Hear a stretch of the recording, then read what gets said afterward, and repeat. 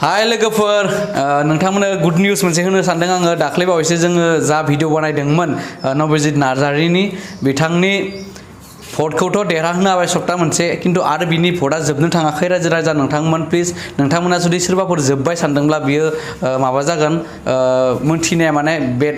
news जागोन आरोना माने गोरोन्थि मिन्थिदों होननानै सानना लागोन जागोन आरोना सोरबाफोर नोंथांमोननो गोरोन्थि फोसावबाय होननानै आङो साननानै लागोन दा बिथांनि भटआ जाबाय थागोन जोबथ'वाखैनो मानोना ग्रेन्ड फाइनाल जायाखै नालाय डाइरेक्ट फाइनालनि भटआ जायाखै लोगोफोर स' फैगोन 28 29 खालि भट दंबावो स' नोंथांमोनखौ गासैबो फिन खनसेबाव आरो होबावनो थाखाय आङो आंनि गोसो गोरबोनिफ्राय बर' जानानै सासे बर' सुबुं जानानै सासे बर' गथ'नो भट बिदों लोगोफोर अन्नानै आंनि चेनेलखौ आंनि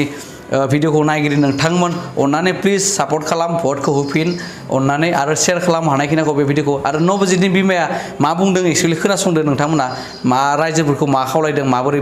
बुंदों बिथाङा नबजितनि बिमाया एसे नायलांदो नोंथांमोना अन्नानै प्लिज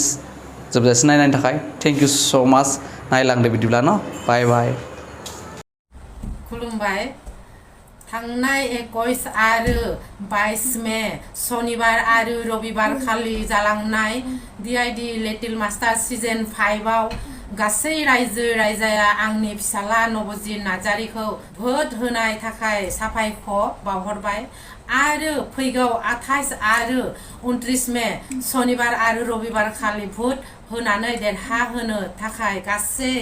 रायजो राजानि सिङाव आरज गाबहरनाय थाबाय